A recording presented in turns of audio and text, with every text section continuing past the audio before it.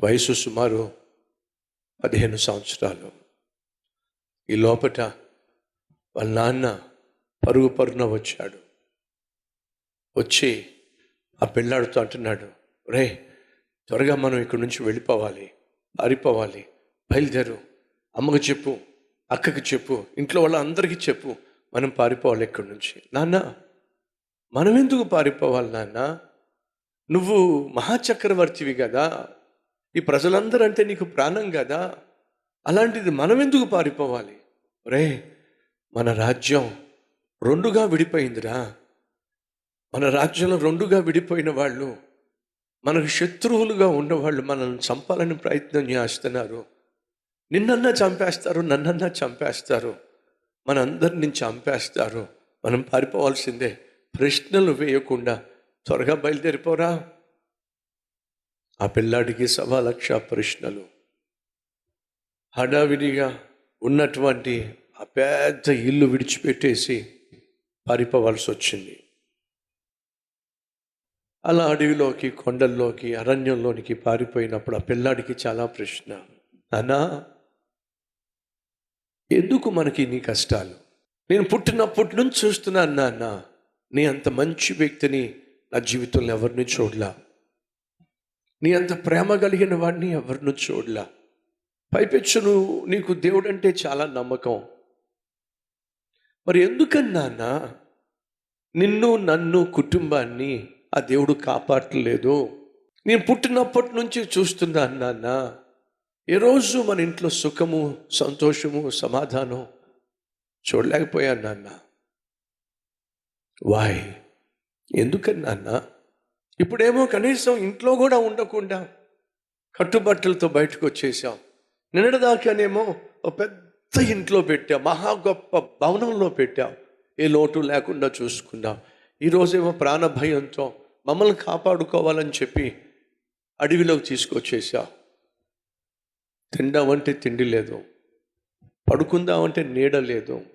ఏంటి నాన్న ఇది? నువ్వేమో మాటకు ముందు దేవుడు దేవుడు దేవుడు అని చెప్పంటావు. ఆ దేవుడు ఏమైపోయాడు నాన్న? ఎందుకు కనీసం నీలాంటి మంచివాడిని కూడా కాపాడలేదు? నీలాంటి మంచి ఆత్మీయత కలిగిన, మంచి వ్యక్తిత్వం కలిగిన నీ కుటుంబాన్ని దేవుడు ఎందుకు కాపాడుకోలేకపోతున్నాడు? ఆ కొడుకు వేసే ప్రశ్నకు ఆ తండ్రి దగ్గర జవాబులు లేవు. నాన్న, ఒకవేళ ఇదే జీవితం నేను కూడా కొనసాగించాలంటే మాత్రం దండం పెట్టేస్తాను నాన్న. ఏదో చిన్న ఉద్యోగం చేసుకుంటా, ఏదో ఒక చిన్న వ్యాపారం పెట్టుకుంటా, కూలో నాలో చేసుకుంటాను. కానీ నాన్న, నీలాగా రేపటిదే నాన్న నన్ను పరిపాలించు అంటే మాత్రం నా వల్ల ఏ పని కాదు నాన్న. ఎందుకని? పరిపాలన చేసే నిన్నే నువ్వు సేవించే దేవుడు కాపాడలేనప్పుడు రేపొద్దున నేను మాత్రం పరిపాలన చేస్తే ఆ దేవుడు కాపాడుతాడా నాన్న? కాబట్టి నేను మాత్రం నీ తర్వాత నీ బాధ్యతలు తీసుకోమంటే నా వల్ల కాదు నాన్న. బాబు, ఆ మాట అనొద్దు నాయన. ఈరోజు మనం కష్టాల గుండా, శ్రమల గుండా వెళుతున్నామంటే దాని వెనుక చాలా కారణాలు ఉన్నాయి. ఆ కారణాలన్నీ కూడా నేను నీకు వివరించలేను. కానీ మనం సేవిస్తున్న దేవుడు మాత్రం అన్యాయస్తుడు కానే కాదు. ఇది మాత్రం నువ్వు అర్థం చేసుకోవాలి. అన్యాయస్తుడు కాదు అని చెప్పి నువ్వు అంటున్నావు, కానీ నాన్న, మనకు జరుగుతుందంత అన్యాయమే కదా నాన్న. నన్ను ఎంతో ప్రేమించి, లాలించి, చిన్నప్పటి నుంచి కంటికి రెప్పగా చూసుకుంది అక్కని ఎవడో పాడు చేశాడట. అప్పుడు నా వయసు 4 సంవత్సరాలు. పాడు చేశాడని చెప్పి అమ్మ ఏడుస్తూ ఉంటే నాకు అది అర్థం కూడా కాల. ఇప్పుడు నా వయసు 14-15 సంవత్సరాలు. అర్థమైంది నాన్న, నా అక్కని ఏం చేశారో. ఆ తర్వాత సుమారు వయసు 10 సంవత్సరాలు వచ్చింది. అన్నను చంపేశారంట. ఎందుకు అన్నను చంపేశారో నాకు అర్థం కాల. కానీ ఇప్పుడు నా 14-15 ఇయర్స్ నాకు అర్థమైంది అన్నను ఎవరు చంపేశారో. ఇప్పుడేమో రాజ్యం 2గా ముక్కలు అయిపోయింది. నాన్న, రాజ్యం 2 ముక్కలు అయిపోతే నీకేంటి నాన్న? నిన్ను ఎదిరించగలిగిన వాడు ఎవరైనా ఉన్నారా మన రాజ్యంలో? నీ అంత ధైర్యశాలి ఎవరైనా మన రాజ్యంలో ఉన్నారా? నీ ఎదురుగుండా వచ్చి నిలబడగలిగి కత్తి దుయ్యగలిగిన వాడి రాజ్యంలో ఎవరైనా ఉన్నారా?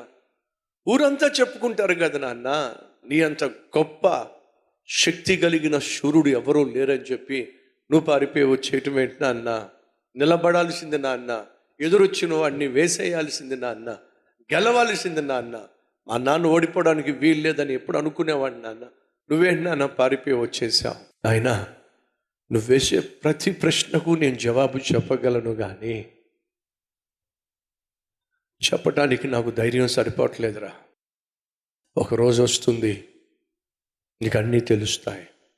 ఒక వాస్తవం చెప్పాలనుకుంటున్నా. ఏంటి నాన్న? ఈ లోకంలో పరిపాలించబడే ప్రజలు చాలామంది ఉంటారురా, కోట్ల మంది ఉంటారు.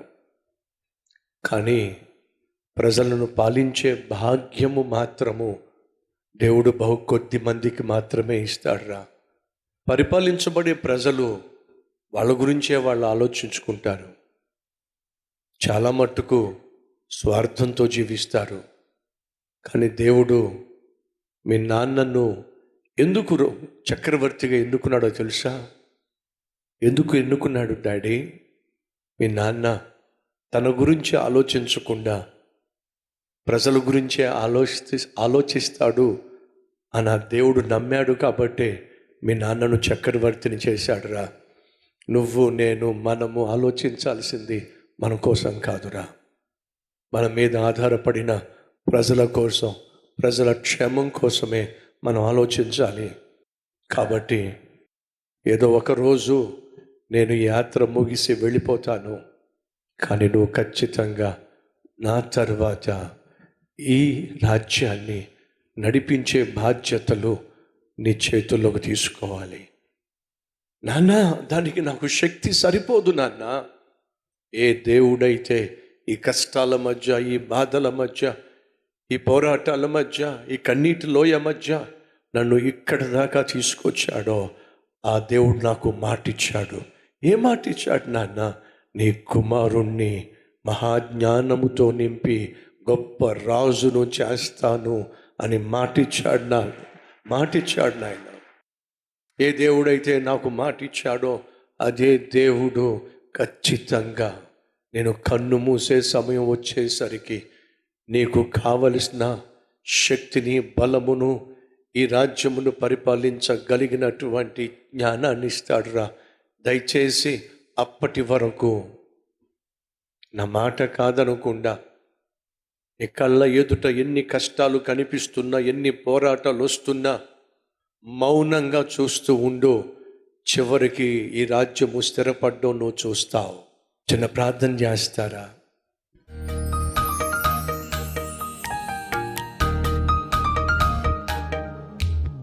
ప్రభువా, యవనస్తుడే గాని దేశమంతటినీ కూడా నీ పాదాల దగ్గరికి తీసుకొచ్చాడయ్యా. ఎంత మంచి మనస్సు! సొలొమోను అంత మంచి నిర్ణయం తీసుకోవడానికి కారణం ఆ రాత్రంతా నీతో గడిపాడు కాబట్టి. అయ్యా, ప్రార్థనలో నీతో గడిపినప్పుడే, ప్రార్థనలో నీ సన్నిధిలో మోకరించినప్పుడే మంచి నిర్ణయాలు తీసుకోగలుగుతా.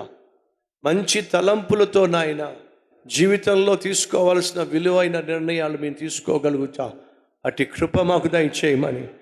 అయ్యా, ఏ తమ్ముడైతే, ఏ చెల్లైతే కష్టకాలం గుండా వెళుతున్నారో ఆ కష్టాలే వారికి జీవిత పాఠాలు నేర్పిస్తాయి. సొలొమోను కష్టాల గుండా వెళ్ళాడు కాబట్టే గొప్ప రాజు అయ్యాడు.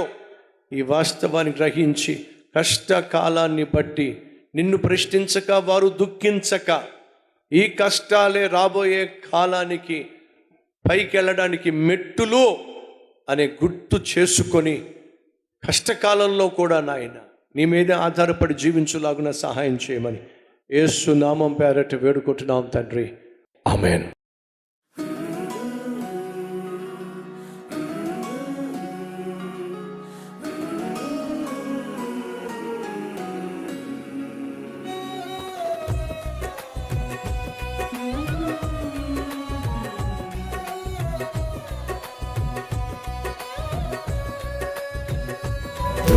సందేశం మీకు ఆశీర్వాదకరంగా ఉంటే లైక్ చేయండి, అలాగే సబ్స్క్రైబ్ చేయండి. అంతేకాకుండా కామెంట్ పెట్టండి, 10 మందికి షేర్ చేయమని మనం చేస్తూ రేపు మళ్ళీ కలుసుకుందాం.